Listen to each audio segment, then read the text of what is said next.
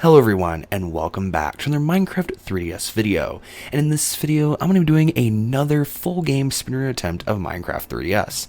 Ever since my video in December that I did, my first full speedrun attempt, a couple people have attempted it as well and gotten much better times than me, as you can see right now.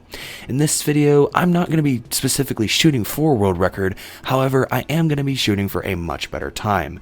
I am going to be implementing some of the time saves that some of these other runners did in their runs as well, and you will see them in this video. So, without further ado, let's go ahead and get started. If you have watched my last Minecraft 3DS speedrun video, then this will surely look familiar. This time, I'm using a slightly more comfortable playstyle just so it's better to play rather than last time. Last time, I used the same way I recorded my Minecraft 3DS videos, so it was slightly less comfortable. So even though this looks a little bit weirder, it definitely has a lot more comfort for me, so hopefully I can do better as a result. So the first thing I did was a similar approach to last time. I went straight to the village and the blacksmith, and I grabbed everything from the chest. Then after that, I went over and grabbed the flint already, this time at a small gravel patch near the desert temple. I got pretty lucky and got it early, so I didn't have to worry about restarting or having to be slow there trying to get the flint. Then I entered the desert temple, and inside there I only needed the golden iron, which was pretty simple to grab, so I just grabbed that. I used the wood that I duplicated first, and I exited the desert temple. Now with the new time saves discovered, I do not need to go to the other village or desert temple now, which is great because that will save me a lot of time for sure. After that, I duplicated the iron and gold ingots, and I went back to the village after clearing out my inventory some. Once I got back to the village, I crafted a crafting table, and I started with the duplication process to get the ender pearls. So I crafted some armor and the bucket and flint and steel, and then I went to go over to the cleric to do the ender pearl trading. I duplicated more gold and I was able to get all the emeralds needed. I duplicated the stack of emeralds, and then I got a couple stacks of ender pearls out of that. Once I did that, I went over to a farmer because I am now going to be getting enchanted golden apples in this attempt. Some of the speedrunners who have attempted this run after me have figured out that you can get enchanted golden apples pretty easily with the apples you already collected by just trading with the farmer.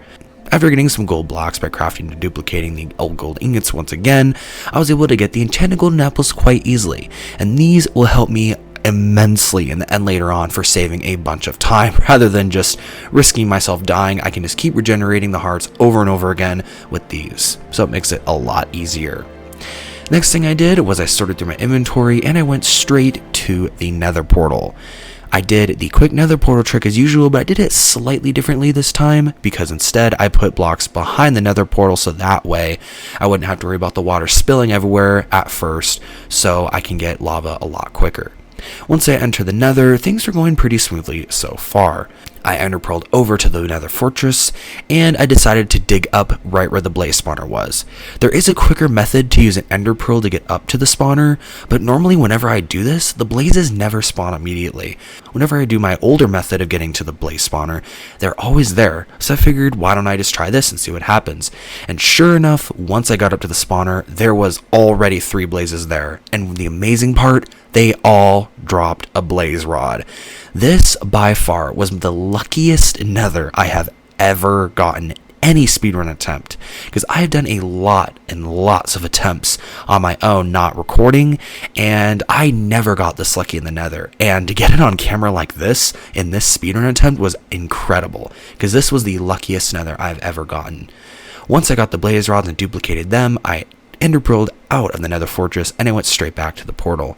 Once I got back, I of course ran over to the end portal because I knew that I was going to get a pretty decent time already due to the fact that the nether was so great. But obviously the end is just RNG based on how it could go good or bad, but obviously it is up to a lot of skill as well.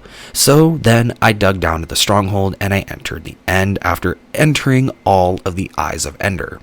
After entering the end, I went over to the end crystal tower where the end crystal was surrounded by iron bars, because that way I can ender pearl up to it really easily and break it. Then I did the same thing to the one next to it because that also had iron bars over it, and then after that I just dug up to the towers after that. Now this may seem like a slower method than teleporting over to these areas of course, but Sometimes I just cannot do that because the towers are either too tall, or I just cannot do it because the Ender Dragon's in the way, which that did actually happen quite a bit. The Ender Dragon did get in my way quite a bit of times when I was at the top of some of these towers, and it was quite scary. But I was able to eat enough, and I never ended up dying in the end in this trip, so that was absolutely excellent. Once I destroyed all the end crystals, which didn't actually take as long as I thought, I tried defeating the Ender Dragon after that. Now, this is where things started to go a little bit downhill, but not fully, because I was able to get a decent health off of the Ender Dragon at first, but then tons of magic came along, and if you've played this version before, then you guys would know that if there's a lot of magic at the end at once, there is a ton of lag, and that's kind of what happened here. So I basically kind of walked around the portal so that way the magic wouldn't be on screen all the time, and that did help quite a bit, and the Ender Dragon was able to swoop in a couple of times quite early due to the fact that there was no end crystals left. So soon enough, I was able to defeat the Ender Dragon, and I got a time of 16 minutes and 20 seconds, which in my opinion is a great time. Now in the grand scheme of things, it's not world record, because world record is 9 minutes and 54 seconds. However, it is definitely close to being on the way there, and I think this is a huge improvement to the other Minecraft 3DS speedrun runs that I have done in the past. Now, like I said, I am not going for world record specifically, but I did want to get a much better time with the speedrun. So I think I did a pretty good job with that, and the fact that this speedrun is over 30 minutes better than my first attempt is absolutely amazing in my opinion. The time saves really do a really good job at making that time much better.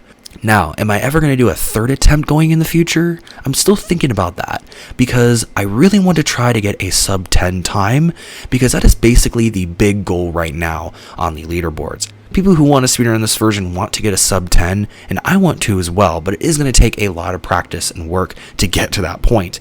But I figured I wanted to share this attempt because I figured it went really well, and also because I have not done a public run of Minecraft 3DS in a while, I figured I might do another because I'm hoping that more of you guys will speedrun this as time goes on, because there has been a couple since I did my first attempt, so I'm hoping that more people will as I upload this attempt, and hopefully more attempts going in the future. In the future, for Minecraft 3DS speedrunning, I may post a video where I go over the process of how to speedrun this version and what to do in order to get the best time, and also outlining all the main time saves. I want to do a video like that to hopefully get even more people to speedrun this version, and you guys may see that in the future on my channel. So, I hope you guys enjoyed this speedrun video, and thanks for watching.